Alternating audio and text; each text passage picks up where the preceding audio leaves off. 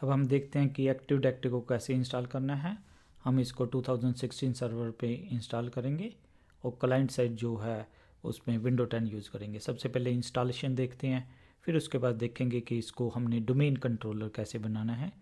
तो हम 2016 पे चलते हैं। तो हमने सर्वर मैनेजर पे आ जाना है। सर्वर मैनेजर, आपने कोई भी चीज़ करनी है, कोई सर्वर इम्प्लीमेंट करना है जो एक्टिव डायरेक्टरी, तो आपने ऐड रिमूव रोल्स के अंदर आ जाना है। तो यहाँ से भी आप क्लिक कर सकते हो या यहाँ से भी क्लिक कर सकते हो, कहीं से भी।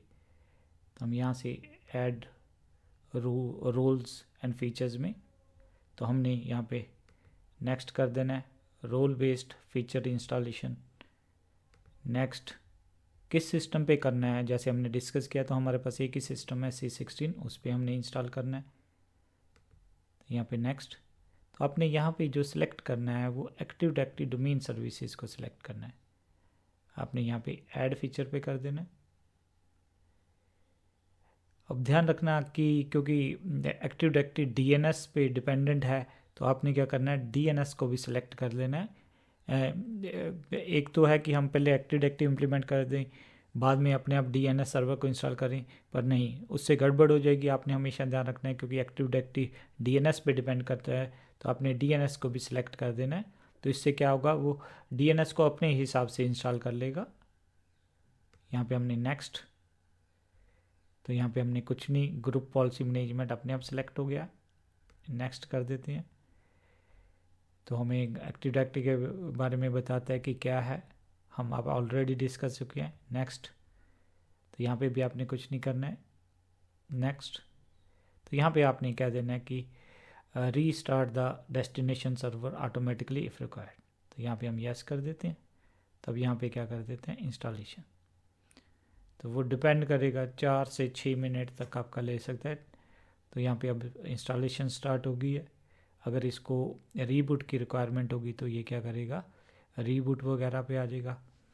अब ध्यान रखना, सिंपल जो है ये इंस्टॉल करने से ये नहीं है कि आपका ये डोमेन कंट्रोलर बन जाएगा। अब उसके बाद हमें दिया गया कि क्या करना पड़ेगा, यहाँ पे जाके इसको as a domain controller promote करना पड़ेगा तभी। तो इन चीज़ों का आपने ध्यान रखना है कि पहली बात तो कि आपने जब भी ये एक्टिव डायरेक्टरी को इंस्टॉल करते हैं तो आपने क्या करना है, DNS सर्वर को ज़रूर इंस्टॉल करना है।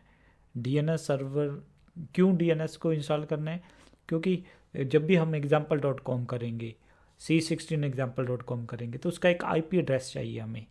तो IP एड्रेस, नेम से IP एड्रेस को कौन रिजॉल्व करेगा, तो आपने ध्यान रखना है उसको DNS सर्वर ही कर सकता है। तो इसलिए DNS सर्वर का इम्प्लीमेंट करना बहुत ज़रूरी है। इसका मीनिंग एक्टिव डायरेक्टरी जो डिपेंडेंट है वो किस पे है, DNS पे है।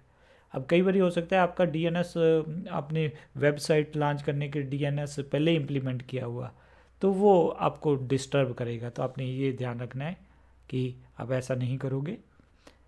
तो आपने साथ ही बिल्कुल फ्रेश इंस्टॉलेशन में जैसे एक्टिव डायरेक्टरी इंस्टॉल करते हो तो इसको, तो यहाँ पे आपका क्या आ गया, promote this server to domain controller. तो यहाँ पे इसको आप क्लोज कर सकते हो। तो यहाँ पे आपकी एक्टिव डायरेक्टरी आ गई, ठीक है। तो यहाँ पे भी फिर वो क्या कर रहा है, कॉन्फ़िगरेशन रिक्वायर्ड, जैसे आप मोर पे क्लिक करोगे तो फिर वही आपके पास ऑप्शन आ जाएगी।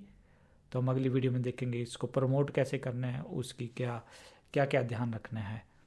तो हम फिर एक बार इसको देख लेते हैं कि हमने अभी क्या किया है। सिंपल विंडो जो एक्टिव डायरेक्टरी को इंस्टॉल किया है, उसके बाद हम इसको प्रमोट करेंगे।